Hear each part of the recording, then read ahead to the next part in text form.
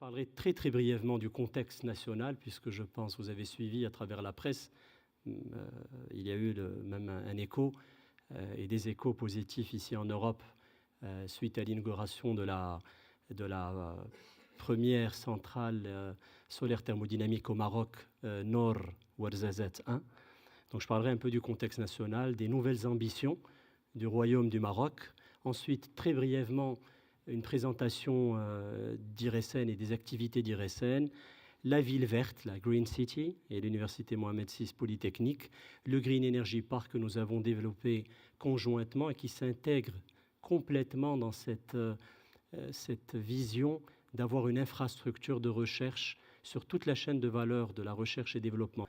Ce qui a changé, c'est lors de la COP 21 et puis suite également, bien évidemment, à une volonté de notre souverain, à des études aussi très approfondies sur le potentiel et les opportunités, de viser à l'horizon de 2030 52% de la capacité installée de sources d'énergie renouvelable. Donc ça implique que nous allons avoir vraiment une vraie transition énergétique, puisqu'à partir de l'année 2030, nous allons avoir plus de capacités installées de sources d'énergie renouvelable que de capacités installées de sources d'énergie fossiles.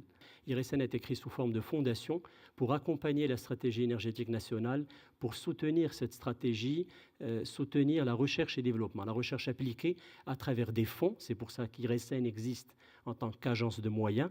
Donc j'ai ma collègue, Madame Achi Haddo, qui est responsable de ce volet, qui est responsable de l'agence de moyens, le financement de projets de recherche appliquée qui impliquent les universités et les entreprises. Donc un très bon instrument pour essayer de pousser un changement de culture, pour essayer de pousser à ce que les chercheurs travaillent avec les universités, avec les entreprises, et pour pousser également nos entreprises, nos entrepreneurs à travailler également avec les universités marocaines ou avec des universités également étrangères. Donc on passe tout doucement, on essaie de soutenir un changement de culture, de passer à une culture de consommation technologique, à une culture de commerce, à une culture de développement technologique. Et comment on utilise Green Energy Park pour soutenir ces piliers, les triptyques éducation, formation, recherche et développement et business creation. En ce qui concerne la recherche et développement, il y a une multitude de projets, donc de caractérisation à chaque fois avec plusieurs partenaires, marocains, étrangers,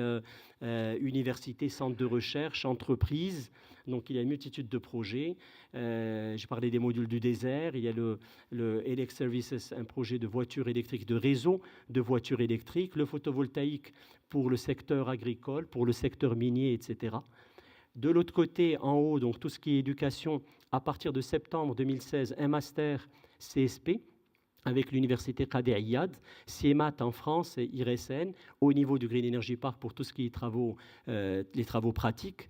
Le Master Renewable Energy de l'Université Mohamed VI Polytechnique, également à partir de la fin de l'année, avec Fraunhofer, IRSN et le Green Energy Park. Donc le dernier slide, écoutez, nous allons avoir en novembre la COP22. Nous serions ravis de vous accueillir à Marrakech. Vous allez avoir la possibilité de visiter des sites qui ont plus de 1000 ans, mais pas très loin de là-bas, vous aurez également la possibilité de visiter un site très très intéressant qui est celui de Nor Ouarzazate et qui a un peu moins de 7 jours. Merci beaucoup pour votre attention.